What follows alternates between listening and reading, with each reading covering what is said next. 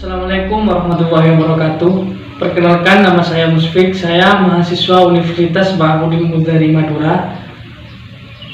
Saya prodi akuntansi dan saya di sini akan mempresentasikan materi kuliah inovatif project yang di sana saya membuat suatu karya. Teman-teman, sebelum saya melanjutkan memaparkan materi yang akan saya sampaikan, seringkali kita akan menjumpai bahan-bahan bekas yang mungkin menurut beberapa orang itu tidak ada nilainya, tapi menurut kita itu sangatlah memiliki nilai lebih, bukan hanya sekedar sampah biasa. Seperti halnya apa yang kelompok kami buat pada karya seperti ini, yaitu dari sebuah batok kelapa. Kan sering kita jumpai kalau batok kelapa itu banyak sekali yang setelah kita mengambil manfaatnya, yaitu seperti isinya di dalam, kita itu cenderung membuang batok kelapa itu sendiri, kayak sampah gitulah. Jadi di sini kelompok saya ingin mendaur ulang si batok kelapa tersebut, mau dijadikan sebuah karya yang nantinya bisa mempunyai daya jual dan juga mempunyai daya guna. Nah, sekarang saya akan menjelaskan bagaimana kelompok kami mempersiapkan proyek ini dari tahap awal hingga tahap akhir. Baik, sebelumnya saya akan menjelaskan kelompok kami dari awal mempersiapkan pembuatan proyek ini, yaitu proyek pembuatan batok kelapa. Pembuatan batok kelapa yang mana di pembuatannya itu kurang lebih 1 bulanan, dan di minggu pertama itu adalah tahap perencanaan proyek.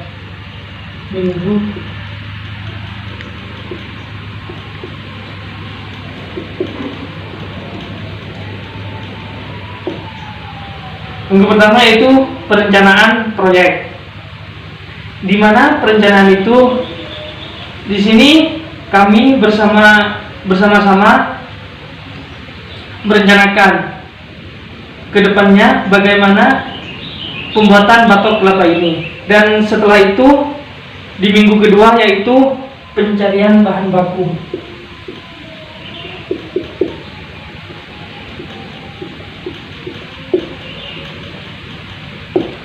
Dan di minggu kedua ini kami mencari bahan baku yang kami perlukan untuk menunjang pembuatan proyek kami.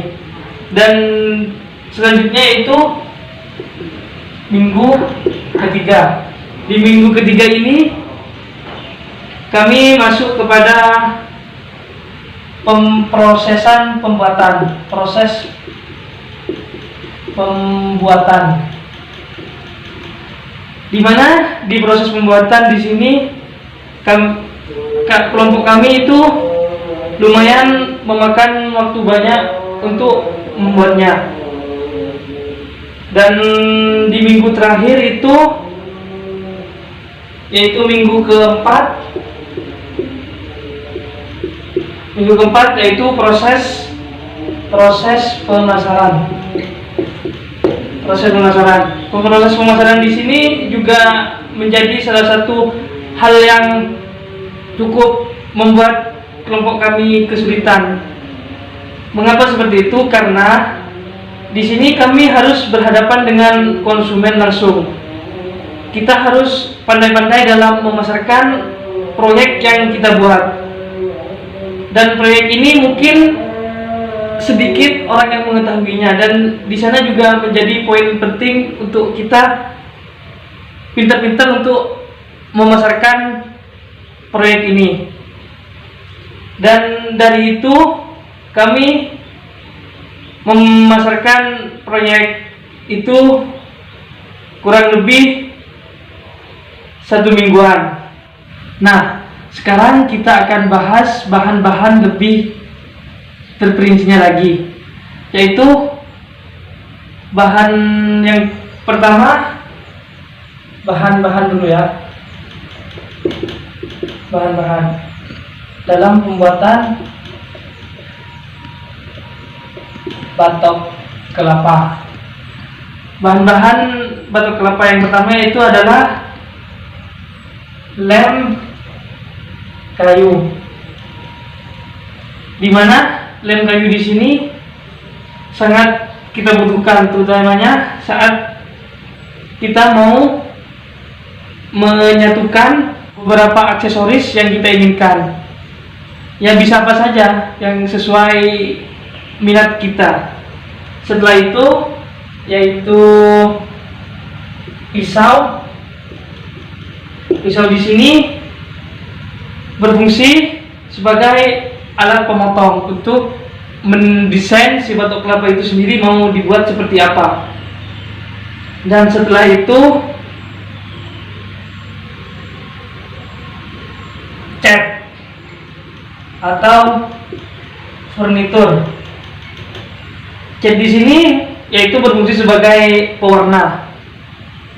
Pewarna di sini yaitu agar tampilan si proyek saya ini, yaitu batok kelapa itu, bisa memancarkan keindahan dengan warna-warna yang kelompok kami berikan terhadap batok kelapa tersebut. Selanjutnya dari bahan-bahan ini adalah kita membutuhkan amplas.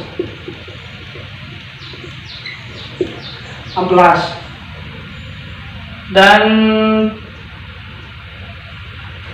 batok kelapa.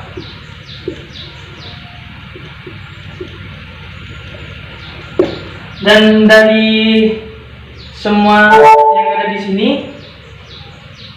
kelompok kami itu mendiskusikan, dan dari hasil diskusi itu kami memperoleh suatu total harga yang kami butuhkan untuk memperoleh semua ini, yaitu sebesar Rp80.000.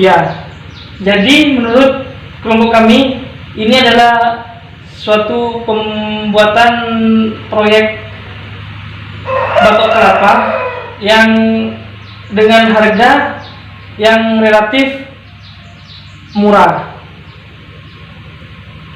Dan pada penjualannya di sini kelompok kami yaitu mematok harga sebesar 20 ribuan hingga 25 ribuan saja. Nah, setelah bahan-bahan ini lengkap, sudah selesai, selanjutnya kita akan masuk kepada tahap pembuatan. Pembuatan di sini yaitu kelompok kami akan membuatnya. Dalam pengerjaan ini, pertama-tama kita itu membersihkan batok kelapa, dan selanjutnya mengecat, dan selanjutnya itu kita menjemur. Dan setelah bahan-bahan itu selesai, selanjutnya kita memasarkan proyek ini. Dan setelah pemasaran, sehingga terbuatlah sesuatu yang awalnya tak bernilai hingga menjadi bernilai, dan juga bukan hanya nilai guna tapi juga nilai ekonomi. Oke teman-teman, mungkin hanya ini yang dapat saya sampaikan, tapi saya sangat berharap apa yang saya sampaikan ini dapat berguna terhadap teman-teman sekalian untuk dapat mengeluarkan ide inovatifnya untuk dapat mendaur ulang suatu hal yang awalnya tak berguna menjadi berguna dan bahkan bisa memiliki nilai ekonomi. Mungkin hanya ini yang dapat saya sampaikan. Kurang dan lebihnya saya mohon maaf. Apabila ada yang benar, itu datangnya dari Tuhan, dan apabila ada yang salah, itu datangnya dari saya pribadi. Wassalamualaikum warahmatullahi wabarakatuh. Dan semoga kita dapat dipertemukan di pertemuan selanjutnya.